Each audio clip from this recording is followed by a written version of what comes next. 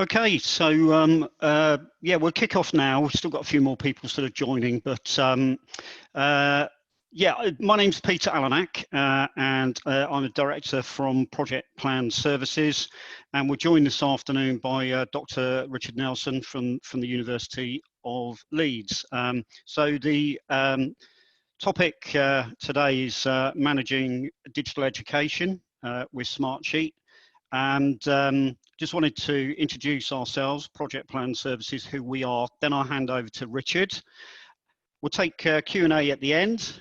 And then I just, time permitting, I just want to cover off some of the higher education templates that are available in Smartsheet at the moment, and then we'll finish off. So about ourselves then, just a moment or so on ourselves, Project Plan Services. We were formed 2008 and became initially a Microsoft partner 2009. We then came across Smartsheet in 2013 and were a partner at that point in time. And we've been with Smartsheet since then, and more recently last year we became a platinum partner for Smartsheet in the UK. What do we offer then? We offer Smartsheet licensing, so if you do want to purchase Smartsheet or any of the different licenses, you can come through us, and we'll give you the advice that you need on what is suitable for you. We offer consultancy and training on Smartsheet, so that could be anything from just a single day's training through to a consultancy package where we help you to build a solution in Smartsheet that is tailored precisely to your needs. We provide systems integration services, so we can connect reporting systems to Smartsheet to enrich the powerful reporting capabilities in Smartsheet itself, or we can actually write or develop bespoke applications that will allow your business systems to talk to and from Smartsheet. And then finally, we provide support, mainly bespoke support around the solutions that you have had built for you or you've built yourselves in Smartsheet. Anyway, enough about us. Just a quick moment or so on Smartsheet for those of you who haven't got Smartsheet or haven't used it. So put very simply, Smartsheet is a work execution platform. It's not just merely a project management tool set. It provides the means for anybody who needs to do work an improved way to do so. You can plan, capture, manage, automate, and report on work more efficiently. You know, it is simply a great tool, and we'll see some of it in action in a moment. Lots of documented use cases for how Smartsheet has been put to work in different areas within businesses and organisations. So obviously on the bottom left there, you'll see project management is but one of the uses that Smartsheet can help you with. So that's a bit about us, a bit about Smartsheet to set the overall context. And at this point, I'd like to hand over to Richard. Richard, thank you for joining us. And over to you, please. Okay, thank you very much. Hello, everybody. I'll put my camera on for a minute so you can see that there is a human at the end of this, but I'll turn it off to enable you to watch your bandwidth a little bit. So I'll just turn that off now. If you have any questions, as I'm showing you and demonstrating what we do at the University of Leeds, please use the chat function at the bottom, and I'll try and address these as I'm going along. Otherwise, I'll pick them up at the end. And there's also a Q&A box at the bottom, which will enable you to leave a question for us to answer at the end. And what I want to do in a moment is show you and demonstrate what we've been doing at the University of Leeds with Smartsheet and how it integrates with our development of online courses as well as our day-to-day business practice. But I want you to go back in time a little bit to where we started out. So I currently work with the digital education service within the University of Leeds as the digital education manager. So it's my role to run a team of digital developers, designers, and instructional designers to create online courses for the university. as well as helping academics to create blended learning opportunities and resources and full courses for corporate partners as well. So we've got a lot of varied work going on, and the digital education service has grown rapidly over the last few years from a project group to a full service. We've now got over 50 staff working on different courses across the campus, and in particular, the current situation, which we'll talk more about later, and we've had to take on more staff to help cope with supporting the university to get online. We started out running projects as projects, using what tools were available, and trying our best to manage the process, as well as how much time people were spending on different projects and how documents and progress was recorded on each project. And we're sort of having a little bit of a mismatch of tools we were using to try and find the best tool possible to make our projects a success. So we started out sticking to the university protocol, because the University of Leeds has a really good management structure and change management protocol and process. There's a robust consideration being put in place into how any project within the University of Leeds should be managed, and how the resources within that can be effectively utilised to make sure there's a success at the end of it. However, with the digital education service, we were finding that the process the university was using was quite large and quite cumbersome. It had milestones that weren't relevant to our milestones. It had phases within it that didn't quite link up to the phases we wanted to use. And we were struggling a bit to integrate our process with the university. And we have integrated it as far as quality assurance goes, and as far as the reporting mechanism goes, to governance, etc., to different boards and committees. But the actual project process was a little bit more difficult. And University of Leeds does sign up to Microsoft Project as a tool, so that's something that we could have used, or we did try and use. But that itself, the tool itself, was finding difficult basically to manage a large tool, the large functionality it has, and it's quite a structured process. And the Microsoft tool itself wasn't allow us to be able to be a bit more flexible that we needed to be. And then we had little bits of difficulty as well with things like sharing project plans from Microsoft Project, making sure everyone had access and transparency to documents, etc. Wasn't really working with that particular tool. So that's where we started to look for some alternative. And in the intermediate time, we relied on spreadsheets and document sharing, which was working to a point, but it was getting a bit confusing. And we needed an integrated tool that would help us with project planning, but also with the communication factor and resource management, which is something we definitely need to pick up as we expanded rapidly. That's the background, a bit of where we came from as a service within the University of Leeds. And I'll show you now how the digital education service is using Smartsheet in action. I'm going to attempt to share my screen, but Peter might have to release it a bit. I'm just going to try it. It should be okay. 1 minute. Okay, I'm hoping everyone can see the Smartsheet screen in front of me. Anybody want to say yes? I'll guess. Silence means no. Feel free to use the chat function. Oh yeah, thank you, Andreas. Got something coming up, that's good. It always feels a bit more confident when someone's replied back. Otherwise you're talking to that empty room. Hey, thank you, Tracy. David, brilliant. Okay, so in front of you now is our live installation of Smartsheet. So I'm going to show you some of the activities that are taking place now. There might be some historic information in there, and show you some good practice of what's going on as far as we're using Smartsheet.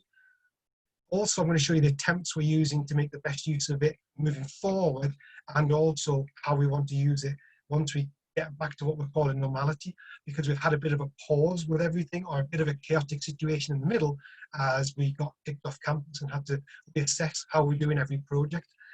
So what we've got here in front of us is our Smartsheet installation for the digital education service within the University of Leeds. On the left-hand side, there is a menu system which breaks up into folders, the different areas of work that's taken place. And in the middle is a series of either dashboards, reports, or project plans you're going to have a look at in a moment. I've always found the home button really helpful in the top left-hand corner of the screen. If you ever get lost, if I click through stuff, click on the home button, it always takes me back to this page so I can get back to it. And that's how we've shown and delivered it to the staff. So they don't get lost. It becomes very intuitive. Because after all, it's a web interface that people are getting used to using. And as it's in the cloud, people are integrating and collaborating live on it at all times. So I'm hopefully showing you something in a moment that's live. And if things change in front of you, it might be because the team are currently working on it. What I'll do is I'll jump into an example of a template. I'll just show you that straight off. But I've got one already set up. This is a particular project plan from a project that is currently underway. I think this careers and CV one. Yep. So in here, we created a template or a project plan with the key stages as part of our process. Stage 1 is not on there because that is our proposal stage. So in the University of Leeds, when we create a module or a digital online course, we write a proposal first, and that goes towards a panel, and we call it the Digital Program Approval Group panel, or it could be Program Approval Group or something like that. You'll have a similar sort of thing for any modules you have at university. When that proposal goes forward, then it becomes a real project. So you won't see stage 1 on here. It'll go straight to stage 2 where the actual work happens. So in stage 2, there's a bit about documentation, about getting the proposal done. Stage 3 starts getting into the design and setup. I'll just minimize these so it's not too chaotic. And then stage 4 is the actual build. And this is how we've set up our templates as project plans. And this links to the process directly. So the teams are used to doing this in the real world, as well as checking the dates and reporting back to project plans so they know what's going on. So in the proposition phase, it's just a bit of documentation writing, so there's not much going on there, other than the proposal is signed off at DPAG. I've left that in there in particular because that starts the dates. I'm just going to switch to a different view. Smartsheet allows you different views here. You're looking at Gantt chart view at the moment, which has that nice visual timeline on it. I'm just preferring grid view at the moment because it has the dates on it, so you can see some start and finish dates of the project. You can see that because it helped me talk through it. So the proposal is literally just a starting point. It's where that course is approved to run. I've left that in there because that's the date that starts this whole plan off. If I change that date now, it'll automatically readjust these dates, line them up properly, due to the amount of effort in days each stage takes or each task takes. I like that. That automation is built in. Like any project management tool, it's there. But the tool itself is very simple. It feels like working on a spreadsheet if everyone's used to using Excel. And also it's very open to changes and alterations. So these titles and these columns were all added by us, depending on what view we wanted to show. At the moment, we feel comfortable with these views that we've got here, but you can change them, adjust them, and add your own columns. So it feels very much like working on a simple spreadsheet. It has the power of that project management tool underneath it. Once the proposal is written, stage 2 is finished. I'll just minimize that. Then we go into design. And these are the milestone dates. So these are really key for me as the manager of several projects to know where these dates are and what's happening so I can manage the overall resource. Each individual project team or project manager, or what we call course design manager, will work on their individual project and plan and put these dates in or check these dates against what's proposed. You'll see there's a series of different steps and dates. Each of these can be expanded further to different tasks. And these are just the key tasks that need to be done. There are other tasks underneath that, which you can go to as much detail as you like. We sort of stopped short there of going down 3 layers, and I'm leaving it and trusting the course design managers to do the bits that need doing. So where it says design workshop here, I'm trusting them to have booked a room, to have communicated with the different teams to make sure the right stakeholders are in the right place at the right time, etc. But it doesn't really matter. As long as by the 30th of August, they've achieved that date. That's how it works all the way through. So there's different steps. So if I jump down to somewhere random like pre-production, there's some storyboard going on. And you can see there that CDM, sorry, my course design manager, has been explaining how much time and effort has been put into some of the tasks. There's been some reporting going on. There's a lot of functionality and detail you can add into this live project. where I found it really, really useful to have something visual and transparent like this is these key dates. You'll see I've highlighted the DPAG date, which is that program approval date. So when we create the course outline, which is like a storyboard, it goes to a second program approval group for the university to approve it. So that's a bit where we have a critical friend analysis, where we have other academics and peer reviews just checking over it to make sure it meets the learning objectives and the assessment lines up and everything is ready to go. Very much, again, a paper-based exercise based on the course outline or storyboard, whatever you want to call it, but it's then approved to be built, and that's where it comes into development. I've highlighted that date just as a key date for the project team to know about, and everyone can have access to this, but it is literally just a web link. And also, you'll see right at the bottom another DPAG date. That's the final approval group. So that's when the project needs to finish as far as the design and development team is concerned.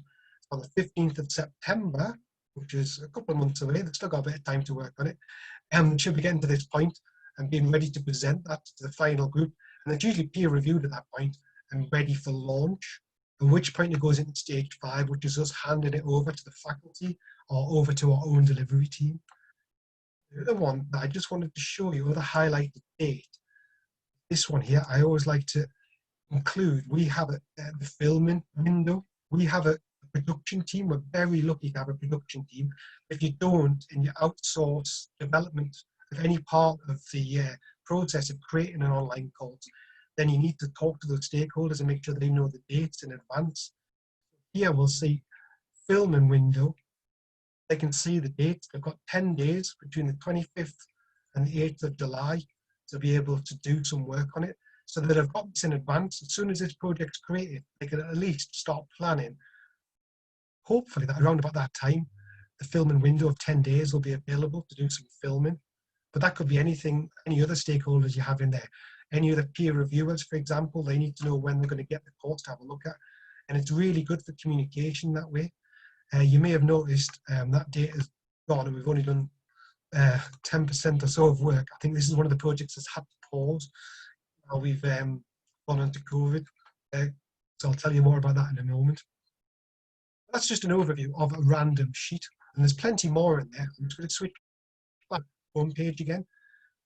So where those project plans sit is either under the main document, which is called Sheets, under the main folder, or we've split them out into something called workspaces.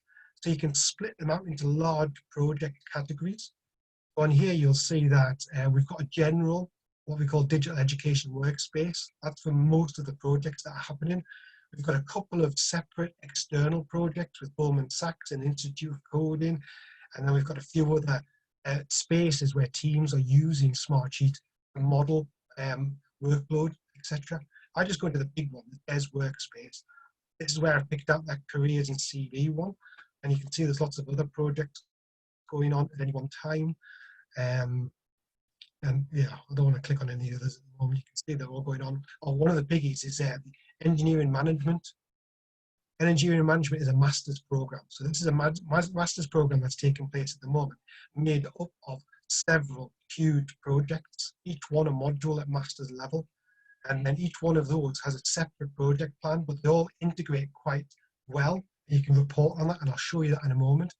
But for example, if I click on one, just pick one, decision making. Minimize some of the detail on here. These are live projects at the moment. So this particular project team have added a couple of extra bits of detail in there. All the dates are in there. They've ticked off what's complete and what's coming up, and you can see what's happening. Again, the filming window, for example, is always a crunch point for us. So we've made sure we've included that. And ultimately, this particular module needs to be finished by the 3rd of November for review to go to panel on the 10th of November. So I can see that, have an overview. I know exactly where everything's up to, and I can see what's happening. It gives me that confidence that this project is ticking over, or if it's not, there's escalation of risk, or I can pick up particular dates and move them about. So that's a very quick overview of just how we're using it as a project management tool in the first instance. Like I said, it has these different viewpoints. So if I go, it's the minute in grid view. This is the one I like as a manager because I can see the tasks, the milestone tasks, and I can see the start and finish dates. And I can also, if I wanted to, use the risk column. And also we use something called the assigned to column, which helps us identify resource. So I'll come back to that one in a bit. But I like this because it gives me just a quick overview. Some people do like the Gantt view. So I'm going to switch views there to move along a bit. Should be able to see, I'll just try and get some space here along the end. You can see it right at the end, there's a Gantt view going on the chat box. I can hide some of those columns. I don't want to hide them just now because this is being worked on at the moment. But the Gantt view right at the end, on the right-hand side, you can see it's a very traditional Gantt view, where you can see how long things are going to take, the visualization of what links to what. So if you're into project management and you've seen Gantt charts before, that's that particular view. What I do like, though, is these extra alternatives. Some of our team likes the calendar view because it gives them traditional view in a calendar format. So in particular, our project officers, these are sort of the administration team that need to check on particular milestones. They use this view because they can see on a particular day what do they need to chase up, what do they need to check, and what's coming up. So this is quite a nice view for people who prefer that sort of viewpoint. I don't, because it doesn't give me enough detail, but that's just me being a control freak. And then the other one, which is an interesting view, is the card view. So anybody who's ever thought of the Kanban type technique of project management, or you want to assign individual tasks, particular people, you can create something called the card view. And with that, each task can be assigned to particular people. Oh, look, I've got something assigned to me.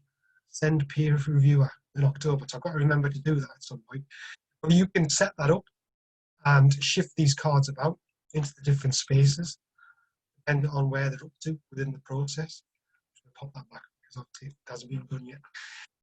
And people like that as well. It's something I don't really use actively, but I know the course design managers, the people under me who are dealing with the individual projects, they use that a lot to be able to keep an eye on the tasks that are in progress and those that are completed. And if you complete it, and it's in the completed column, it automatically feeds back through to any of the other views. So in the grid view, we'd see that box ticked off as completed. There's lots of different views, lots of different ways of looking at it. You're just looking at my preferred view is the grid, so I can get an overview of what's happening on each particular project.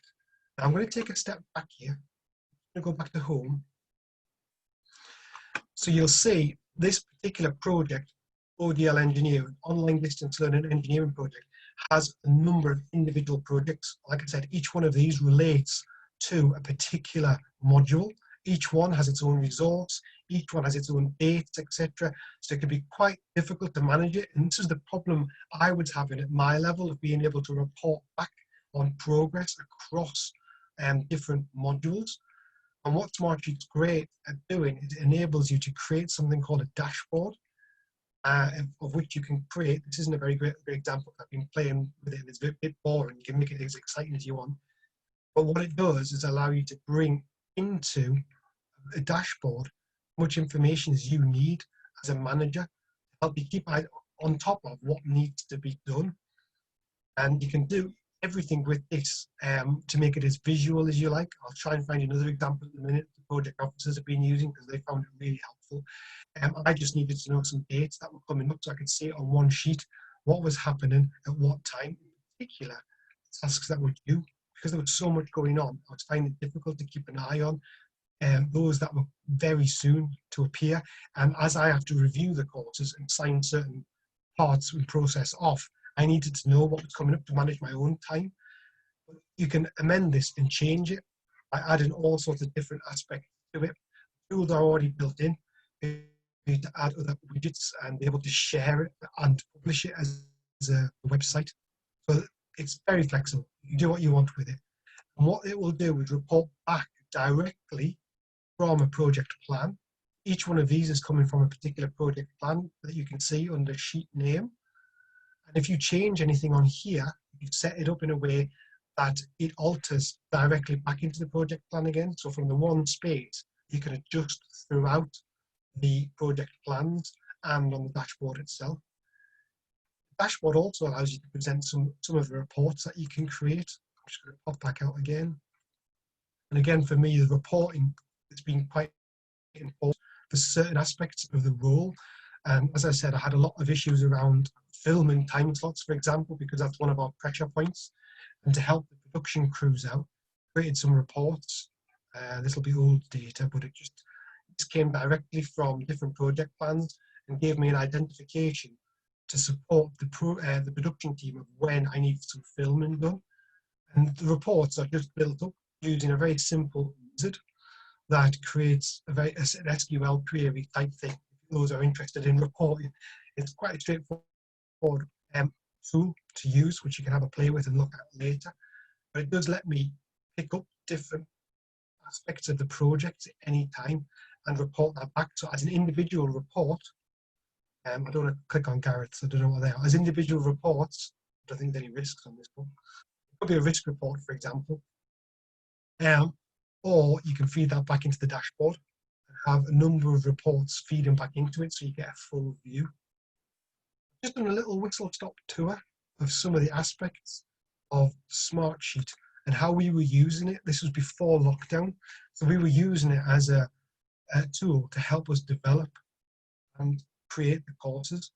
And little bits that I liked that really helped are some of the communication aspects of it. So if I just click on engineering again, for example, on anything in here, in the column to the left-hand side of the milestones column, you've got a comment section. So you can add comments into the different rows and also add attachments.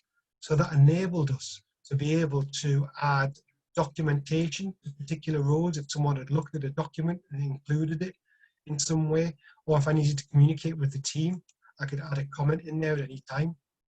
If I click on there, you can add a comment, and that will be published team if you've set that up as a preference, but also in particular, you can send it to an individual who's assigned to that course or to that task. I'll show you that bit in a moment. It really helped sort of gather together this information. It became a space where we could keep everything together for that particular project without it getting lost. We still needed to do the official documentation. We still needed to do particular documentation for the university, which was we've held separately in SharePoint. But if that documentation is important to the project, all I need to do in the comment section is include it as a link, or actually turn one of these into a hyperlink if needs be. But it's possible to do that, to highlight a bit of text and create a hyperlink in there and link it to other parts of the courses, etc. So there's lots of options of communication within there. So that was project planning on a project planning scale. What we also needed to do at the time before COVID was to be able to see the resource, how we were spending, the effort we had, and the amount of people we had to be able to manage the amount of projects we were getting in. And that was always proven a difficult task because the projects themselves moved rapidly, changed constantly, and resource was moving around in a way that was difficult to manage if you just use a spreadsheet or use some other sort of management tool separate to this particular integrated Smartsheet tool. And for example, we were just using a spreadsheet and it just wasn't working because every week I was having to have a meeting with other management teams and in particular resource management to align who had capacity, who had spare resource, or who was busy, or in particular, for well-being, who was overburdened with work.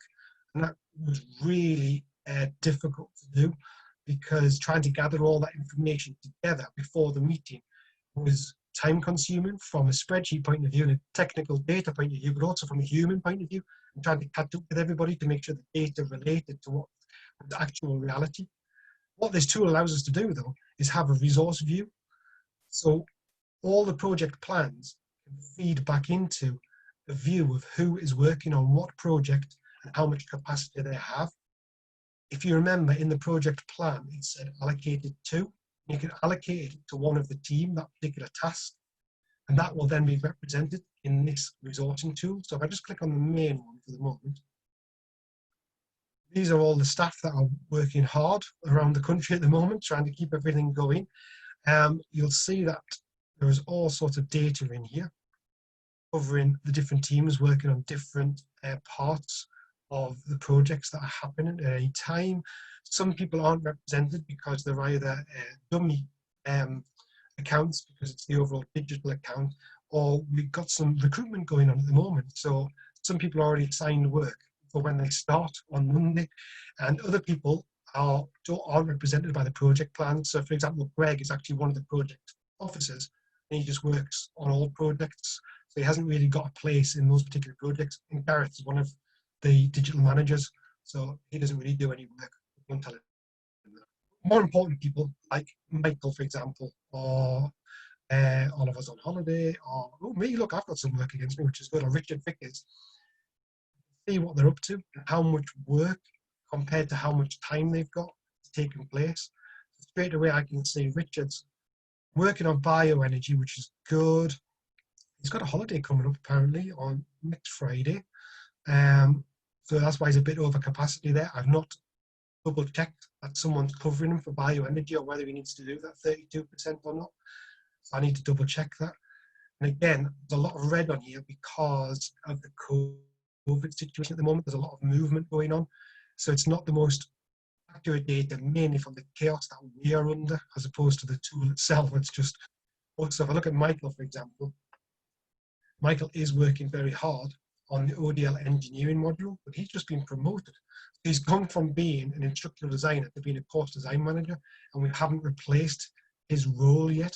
So that's a job for me to do this week, is to make sure I cut that down from 200, 300% worth of work to actually signing him some resource. So you can see how useful this is. This is already flagging things up that I need to cover. And we've had these conversations already, and don't panic, Michael's going to be fine. We've got something in place. I just haven't clicked and allocated him in Smartsheet yet because it's a new member of staff. Put them on. So you can see how you could use this as a tool. And going forward, this is something we're definitely going to make better effort at using. Where it has come in handy is during this COVID crisis, is that we've got so many little projects and little bits and pieces coming in. If we didn't have this tool to help us, we would have been snowed under and a bit confused with either data, information, or more worryingly, looking after our staff and making sure that they're supported, in particular if they've got too much coming in. So for example, Sam's there with, next week he's got 150%, because again, he's on holiday, so we just need to make sure we've got that production sorted out. So you can see how that can be used on that. I've minimized it for my particular instructional design team. You can have different views, and you can bring different groups of people together. So you can see close up, I can see from the instructional designers, for example, as I said earlier, Michael's been promoted, so he's not an instructional designer anymore. So that reminds me that I need to put a new person on that. But I can see this week at the moment, according to the project plans, Fanula's quite busy on that day, and Emma's busy that day, and Richard's got some time throughout. Oliver has had to pick up just this week a series of small projects to work on, so that'll start filling up. It just hasn't appeared on here yet. But that now gives me that I know I've got that space, and I know that Emma's had some time this week to work on something, and Charlotte as well. They've become the sort of COVID team for us to on some of these projects as they're starting to take place. What I mean by projects, I mean we're getting faculties coming to us now telling us what they would like for September. It's taken a bit of time for them to organise themselves to help us out, to help them. And now we're getting that back in a lot better. So I hope you can see from that a whole series of different tools that it allows us to use. So everything from sheets, which are project management tools, resource and view, then reports, and that can all feed back into dashboards. If I look at Megan's, this is one case in particular where Smartsheet really helped us, and we used it a bit differently. Because up until now, we've been using it as a project planning tool and a resource tool, and we want to carry and take that forward when we go to business as usual. However, during the COVID crisis, when the campus started to shut down, we took over the role of the digital education service and supporting academics as they started to be asked to leave campus. And the way we did that is use Smartsheet to act as our help desk tool. I know IT had their help desk tool, some of the learning technologists team and the library teams, they have their own help desk tools. We didn't have one because that wasn't the role we'd taken up. All of a sudden we had to support academic staff to help their learners get towards the end of this academic year and then think about next academic year. So the type of jobs we were expecting was to help them to run online live sessions via the VLE, or it was to help them get the material online, help them do some screencasts and recordings, etc. So that's become what we called the help desk. And one of our team, Megan, put together this dashboard, which was really helpful at the time to measure tickets as they came in. You'll see there's no open tickets left now because we're in that transition stage between the chaos of when things close down to now things becoming more project-based as we move towards September modules and January modules. Well, we had this tool, we could see the open tickets immediately. We also get some statistics coming through because it was my job to report back to the emergency committee, for want of a better words, to inform them about the number of jobs and tickets that were being and how they were resolved, etc. And there was all sorts of other data coming in through that. I was able to drill down and have a look at what these tickets were and the different themes that were being involved with it. All this data is linked to certain metric sheets, which are just Smartsheets. If I click on one, which one will look? Yeah, so here. Just got to be careful here because there's some data coming in here about live requests, or what were live requests at the time. So this was a help desk tracker. So this is the live sheet information as people sent in requests from across the campus. Was my take a break message there. So that information's come through onto here, and also there should be a metric sheet. And this is just doing a lot of the maths again, very much like a spreadsheet, but enables us to report back. You can see it's much more than a project management tool. You can see how we could report on all of these different aspects. And that's it. The one thing I do want to mention, the way we organized the help desk, I'll just click back to is this data that came into here was from a form. In Smartsheet, you can create a form, which is very much like a survey or a research type form, where someone fills in some information with the fields you give it, and then that form will populate a table a bit like this. So that's what we did. We created, kept everything within Smartsheet. So we just sent out a link called the help desk form. And if you need any help, please fill the form in and send it to us. And when they clicked submit, it would fill in this form. And then we were able to manage that, tick things off. The one thing this didn't allow us to do, because we didn't have time, during the chaos, was to try and organize the resource around it. That became a bit manual, but that was purely because of our process and structure. We were not set up to deal with that. Whereas now, as things get back to business as usual, we'll be going back to those workspaces and coming back to these project plans and working off those. So I've done a bit of a tour there of how we've been using Smartsheet, both the journey towards it, the reason why we chose it, the benefits of it, which I'll remind you again are great space to manage projects, but also to communicate, store documents, develop reports, and manage resource, and have dashboards that be able to view that, but also showing you where we want to go in the future and making sure we have that resource analysis kept up to date as much as possible. I showed you some examples of the project plans, but they can be as complicated or as simple as you like. You can decide. For example, we had a really strange project, decommissioning nuclear reactors, which was literally create some resources, very specific. So to help out, all I did was just create a line within there, set it up like a mini project plan, and assign Richard Vickers to it. It was one of our team, and then I kept the resource plan up to date. So it's very simple, helped my reporting. Wasn't really very productive from a project plan point of view, but it just kept everything together. So you can imagine whatever role you play, you can get the data out of this. We have people who access this, or the digital education managers like myself running the projects, project teams, whether that's instructional designers or the course design managers, and also people like the financial team, the project officers, and any of the support team and administration team can all see everything in the same space. Richard, It's Peter here. Could you just share with us how the adoption has been received? Has it been challenging, or have people embraced this quite nicely? Yeah, well, initially there was a bit of discussion around it because of two reasons. One is it wasn't a university defined product initially because it's new to us, and we weren't, we had to check with the change management team that we were okay to go ahead and use it, and they were fine with it. They weren't bothered what tool we wanted to use as long as we had something and it fit within the university process, which we'd already defined, and it does. Within our team, there was a bit of concern because it is a new project management tool, and people were worried about how they would be able to cope with using such a tool, which is both highly functional but very flexible. There's a lot of variables within it. But what we found was it's very easy to navigate and very intuitive. Once you've tried it once, it's very simple for people to use. The way we did it at the University of Leeds was we got a few people to try it out first, trialed it, tested the different bits of functionality. When we were confident that this was something we wanted to progress with, we brought the team leaders together into a room and had one training session with them to get them established in how the basics work, but also their own individual needs.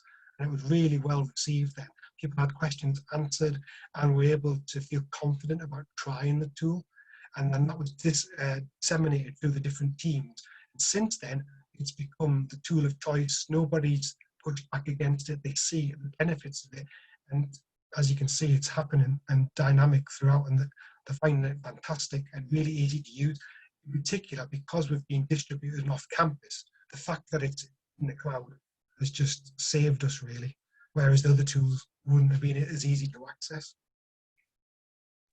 Okay, no, thank you. Thanks for that, Richard. And one of our colleagues on the call, Andre, was kind of asking the same question, really. So, Andre, if Richard hasn't answered to the extent that you'd like, just fire over another question. Quick question from Jerry. Does the university use Microsoft Teams? And I suppose if so, do you sort of work do you kind of use Smartsheet and Teams in concert with each other, or is there a bit of a clash there? Yes, the University of Leeds does use Microsoft Teams, and the Digital Education Service in particular. We live in on Teams at the moment because that's how we communicate effectively. So yes, we are using it, and we use Teams as a communication tool. So those that have used it will know there's the channels and threads and everything in there. So we're using it as that tool, and the different project teams have a space on there to communicate with each other. What we do with Smartsheet, because it's a web-based application, is that we include the link in the Teams project file, so that whoever's working in it can get access to it directly, and it is the live Smartsheet plan that they're working off. And then they have the sort of communication around that in Teams if needed, but then use Smartsheet itself to record and report on different documentation or different aspects of it, or if there's any change to the project plan. So they're fully integrated. We've tried to use things like the Microsoft Planner and, like I said before, Microsoft Project within Teams, but they were just not quite as flexible or as functional as we want, but also not quite as dynamic, or didn't feel as dynamic as this web-based tool does. It just did exactly our needs, where we could be as detailed and as cumbersome as university wants to be, but also as flexible and as agile as possible, depending on the project. Okay. No, thank you. Thanks again for that, Richard. Well, thank you for sharing your story with us. What I'd like to do now is I'd just like to share with everyone on the call some additional education templates, just to really kind of like consolidate on what Richard has gone through. But whilst I'm doing that, I would encourage you to fire any questions you've got over to Richard using the Q&A feature on the Zoom's meeting. Richard's going to be with us for the next 15 minutes up to the end of the call. So if you've got any specific questions, just post them now. So I'm going to head over to the sharing my screen, and let's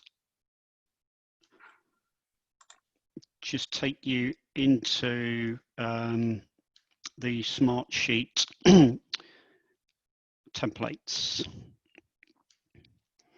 So all I wanted to do here was to again, for those of you who are either new to Smartsheet or haven't used it so much, or indeed haven't used it at all, I just wanted to show you that there are some additional templates available. You'll see in this particular screen here, the Solution Center. There is a whole series of categories of templates, but I'm just going to literally just type in the word education into the search box there, and you'll see that you know, there's a number of template sets that have appeared. Some of them are fairly easy. So if I just pick on this one here, this is a fundraising template. And you'll see that Smartsheet has kindly set up a Smartsheet with some tasks and some summary tasks, and a Gantt view on the right hand side, ready to start tracking, for example, a fundraising gala. These templates are all starter packs, so to speak, and you can like tailor them further. So this is an example of running a particular event within the educational context. Other ones which are quite useful is these ones here are actually template sets, so you get more than just a single sheet. In this scenario here, there is a dashboard and there are a couple of reports as well as the underlying sheet. So if we just dive straight into the dashboard, so this is a dashboard that you'd get from basically you downloading and using this template set. It's all set up for you, and as you can see, the use case of this is facilities management, and there's a series of elements there on the dashboard, and you can see some of the tasks, high priority and in progress tasks here. These are all being driven by information that you or your colleagues would have in Smartsheet, in a particular sheet. And as Richard mentioned, there is the capability to have Smartsheet web forms for end users to record and submit information that will just go directly into your Smartsheet, and in turn send out alerts to trigger whatever process needs to take place. And this one, again, is a bit of an example of the requests for work to be carried out by facilities maintenance, a bit similar to what we saw earlier on that Richard was showing us. And then finally, there are some others here, but one of the new template sets is this one here. It's called the Higher Education Return to Campus Planning Template Set. And this has essentially been authored with a view to, let's just pick on the right one.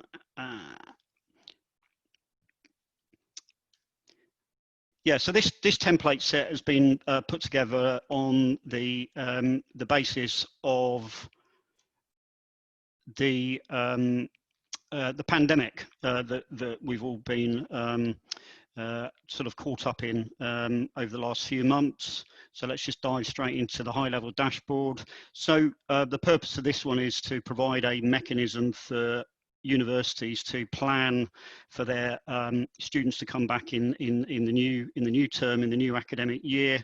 And this one, again, these are all flexible, but essentially it's driven off a base sheet. The base sheet contains all of the work, all of the key things that need to be done and completed before the university can start receiving students again. And you'll see that some of the information in here talks to, for example, talks about like the COVID-19 reference guide.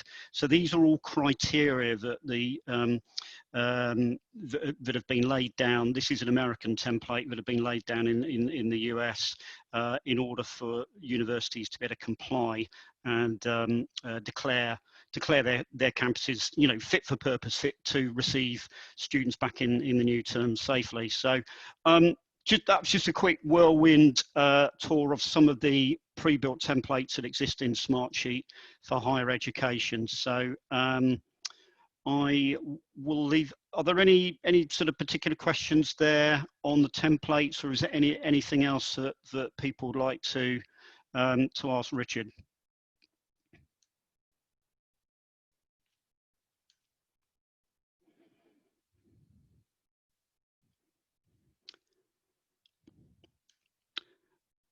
Okay. So I'd just like to finish off then by thanking you all for joining us this afternoon. Thanking Richard in particular. Thank you very much for your time, Richard, and relating your story to us. You know, it's fantastic for us as Smartsheet partners to see universities absolutely embracing the power of the tool set and putting it to excellent use, and using a wide range of capabilities that exist within the tool set. We will be making this video available, so you'll be able to download it from tomorrow if you wish to see any of it again. And what I'd like to say really as a follow-up that we'll be sending out a thank you email with a free trial link for those of you who haven't got Smartsheet at the moment to basically take out a free trial, full functionality. And in addition to that, Project Plan Services are offering up to an hour free consultancy, free training, whereby what we will do with you on the basis of that trial is actually we'll spend an hour with you and we'll help you put together some test templates that will enable you to A, see the power of Smartsheet, but B, give you some real world capability immediately with the tool set to help you in your place of work with your particular challenges. So you'll actually get to see it in action, meaning something and delivering something for yourself. So hopefully that will be of interest. I'd like to also thank my colleagues at PPS, that's Emma and George and Andy too. And just checking to see if we've got any final questions. No, we're not. So thank you again for your attendance and look out for future webinars from PPS, and it will be great to speak with you again soon. Thank you very much. Take care.